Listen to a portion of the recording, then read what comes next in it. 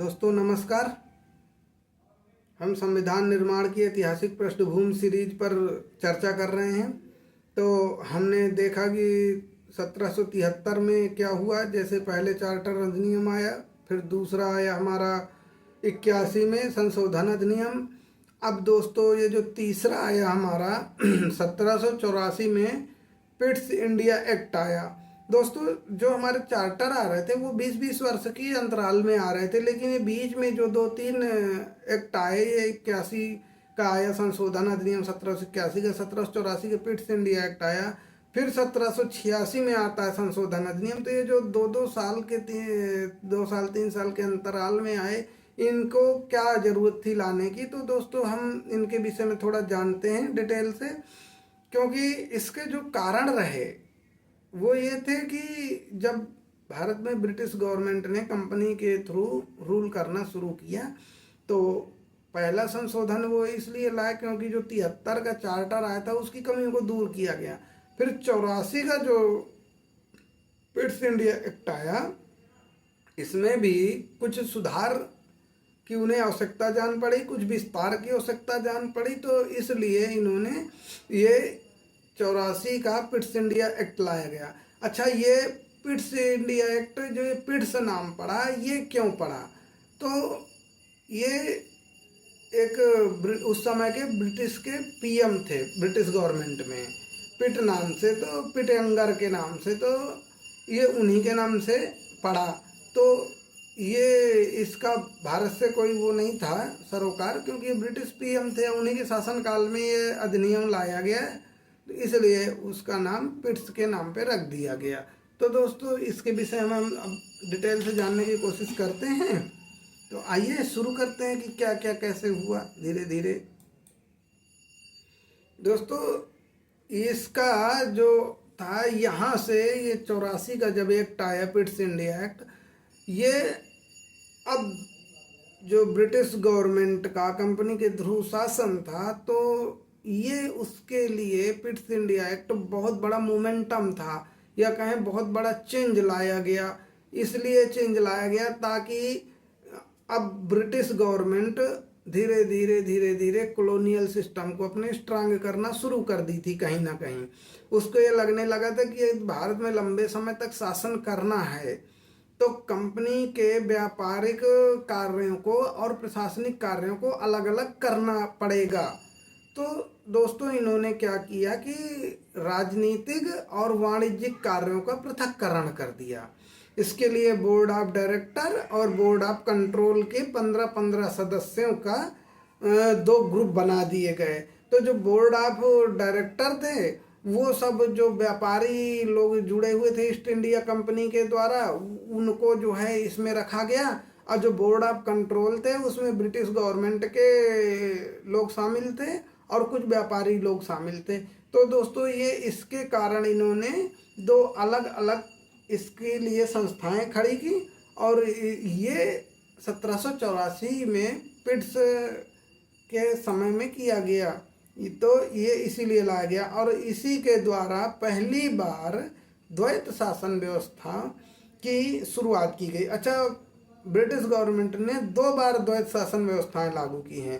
तो ये पहला द्वैत शासन व्यवस्था यहाँ पर लाई गई 1784 में, और इसका जो कार्य था, तो ये आप देखेंगे कि बोर्ड ऑफ कंट्रोल का यहाँ पे गठन किया गया। पहले वही था, बोर्ड ऑफ डायरेक्टर्स होते थे तो वो करते थे, फिर यहाँ पे बोर्ड ऑफ कंट्रोल का गठन कर दिया गया प्रशासनिक कार्यों के लिए, ताकि बोर्ड ऑफ डायरेक्टर का जो गठन था वो निदेशक मंडल था। तो वो क्या करते थे, व्यापारिक कार्यों को देख रहे थे।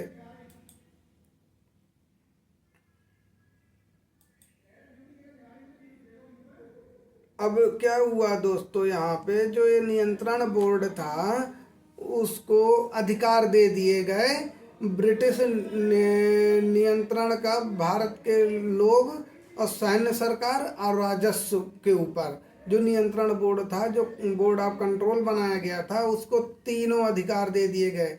एक तो ब्रिटिश गवर्नमेंट का जो नियंत्रण था भारत के लोगों के ऊपर, वो उसे दिया गया, यानी कि बोर्ड ऑफ कंट्रोल ही अब सर्वे सर्वा बन गया। जो यहाँ रूल करने के लिए था वो भारत के लोगों के ऊपर कैसे नियंत्रित करना, उसके लिए नियम कानून व्यवस्थाओं को बनाना, और सैन्य सरकार के ऊपर भी उसको नियंत्रण दे दिया गया और राजस्व में भी नियंत्रण दे दिया गया। मैंने तीनों यानी प्रशासनिक कार्यों का पूरी तरीके से बोर्ड ऑफ कंट्रोल के पास, नियंत्रण बोर्ड के पास अधिकार हो गया। और पहली बार यही पिट्स के समय में पहली बार ये घोषणा की गई कि जो ब्रिटिश जो भारत का जो क्षेत्र कंपनी ने ऑक्युपाई कर रखा, आधिपत्य का क्षेत्र कहा गया। तो ये 1784 में इन्होंने घोषणा कर दी कि जो ब्रिटिश गवर्नमेंट के पास, मतलब जो कंपनी के पास जो दीवानी का और जो राजस्व कर वसूली का जो इन्हें सूबेदारी हासिल थी, वो ब्रिटिश गवर्नमेंट का आधिपत्य कह दिया गया उसे, कि अब ये ब्रिटिश गवर्नमेंट के हिस्से में है। तो अब इस प्रकार से, और तभी इसी 84 के कानून के तहत ही ब्रिटिश सरकार ने कंपनी और प्रशासन पर अपना पूर्ण नियंत्रण कर लिया, बोर्ड ऑफ डायरेक्टर और बोर्ड ऑफ कंट्रोल के द्वारा। तो ये यहाँ से इनकी मंशा जाहिर होना शुरू हो जाती है कि ये लोग भारत में व्यापार करने के बहाने आए तो थे, लेकिन धीरे धीरे इन्होंने भारत में अपना प्रशासनिक और अपना जो एक कॉलोनियल सिस्टम ये चला रहे थे पूरी दुनिया में, चाहे अमेरिका वगैरह में सब जगह, और नॉर्थ अमेरिका, साउथ अमेरिका, इन्होंने दोनों जगह अपना कॉलोनियल सिस्टम बना रखा था। तो विश्व के और भी बहुत से हिस्सों में इन्होंने कॉलोनियल सिस्टम स्थापित कर रखा था, लेकिन भारत आते आते आते आते इनको काफ़ी टाइम लगा, बहुत लड़ाइयाँ लड़ी इन्होंने, फ्रांसीसियों के साथ, कभी पुर्तगालियों के साथ, कभी डचों के साथ, तो इनका काफ़ी समय बीतता गया। उसके बाद ये धीरे धीरे जब स्थापित होना शुरू हुए तो इन्होंने भारत को एक कॉलोनियल सिस्टम के तहत अब रूल करने का भी प्लान किया, क्योंकि इनको व्यापार करना था। तो उस आधार पर ये धीरे धीरे धीरे धीरे धीरे धीरे अपने संशोधन लाते गए, अपने कानून बनाते गए और भारत की क्षेत्र को आधिपत्य करते चले गए।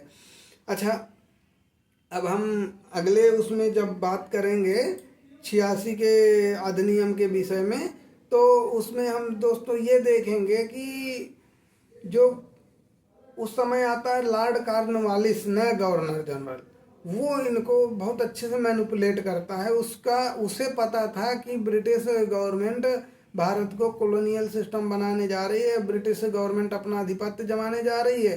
तो उसने बहुत अच्छे से इनको मैनिपुलेट किया ब्रिटिश गवर्नमेंट को, और अपनी शर्तों के आधार पर वो भारत का गवर्नर जनरल बना। उसे नहीं पसंद था कि वो बोर्ड ऑफ कंट्रोल के नियंत्रण में रहे या उसे बोर्ड ऑफ डायरेक्टर की सुननी पड़े, इसलिए उसने कुछ ऐसे अधिकार मांगे कि जिसके द्वारा वो काफ़ी स्वतंत्र हो सका, और वो बहुत अच्छा आगे हम अगले वीडियो में देखेंगे। तो इन्होंने जो काम किए यहाँ पर वो यही था कि इन्होंने विस्तारित करना शुरू किया और द्वैत शासन प्रणाली लागू की। तो ये पिट्स इंडिया एक्ट हमारा द्वैत शासन के लिए फेमस है बहुत ज़्यादा। ये है पिट अयंगर, ये उस समय का पीएम था, तो इसी के कारण ही ये पिट्स एक्ट आया भारत में। तो ये सब तो एक जैसे हैं, खूसट के खूसट, इनका कोई वो थोड़े ना है, सारे सब हरामी थे। भारत के लिए तो सब क्रूर ही थे, ये चाहते ही थे कि भारत पे ज़्यादा से ज़्यादा समय के लिए रूल किया जाए। तो ये लोग नए नए दिमाग लगाते रहते थे, कभी board of director, board of control बनाए। अब ये धीरे धीरे भारत में लंबे समय तक शासन करने की यहाँ से ये लोग व्यवस्था खड़ी करने लगे। तो दोस्तों, इनका ये हरामीपना आगे चल के दिखता है कि कैसे कैसे क्रूर होते जाते हैं, क्योंकि जैसे जैसे इनकी शक्तियाँ बढ़ती जाती हैं वैसे वैसे ये क्रूरता करते चले जाते हैं। तो ये पिट्स इंडिया एक्ट जो था, उसकी मुख्य जो उद्देश्य थे, उसके 2-3 यही मुख्य उद्देश्य थे कि उन्होंने द्वैत शासन प्रणाली लगाई, क्योंकि ब्रिटिश गवर्नमेंट चाहती थी कि वो भारत में अपनी मजबूत पकड़ बनाना शुरू कर दे। तो इसीलिए बोर्ड ऑफ कंट्रोल को प्रशासनिक कार्यों का पूरा जिम्मा दे दिया और बोर्ड ऑफ डायरेक्टर को सिर्फ व्यापारिक कार्यों का जिम्मा दिया गया। तो धीरे धीरे धीरे धीरे यहाँ से इनका बनना शुरू हुआ। और जो भारतीय जमीनें जो ये हथियाते थे, जो सूबेदारी पाते थे, ये क्या किए कि इन्होंने धीरे धीरे उनको ब्रिटिश आधिपत्य का क्षेत्र घोषित कर दिया, ताकि उस क्षेत्र में जो भी राजा है कोई ये उससे मतलब नहीं है, लेकिन जहाँ इनका कब्जा हो गया वहाँ इनके रूल्स चलेंगे, इनके रेगुलेशन चलेंगे, इनकी व्यवस्था चलेगी। ये इसलिए इन्होंने उन क्षेत्रों को ब्रिटिश आधिपत्य क्षेत्र घोषित कर दिया। तो ये पिट्स एंगर था, ये इसकी कमीनापंथी थी, इसी की सोच थी ये सब करने की। तो इन क्रूर शासकों को जानते चलिए, मौका मिले ना तो दो दो जूते लगाते चलिए ये कमीनों के ऊपर। ये सब भारत के दुश्मन हैं, इसीलिए मैं फोटो भी लगा देता हूँ साथ में कि इनको पहचानते चलिए कि इनकी लंबी नाक वाले, ये लंबे चेहरे वाले क्रूर आतंकी हैं ये सब के सब। जितना इनको गाली दे पाओ दो, मैं तो खूब गाली देता हूँ। ये भलाई के पात्र थोड़े ना है कि इन्होंने भारत के ऊपर बड़ा एहसान किया है। तो दोस्तों, इस वीडियो में इतना ही, फिर हम जानेंगे अगले वीडियो में। तो अभी धन्यवाद।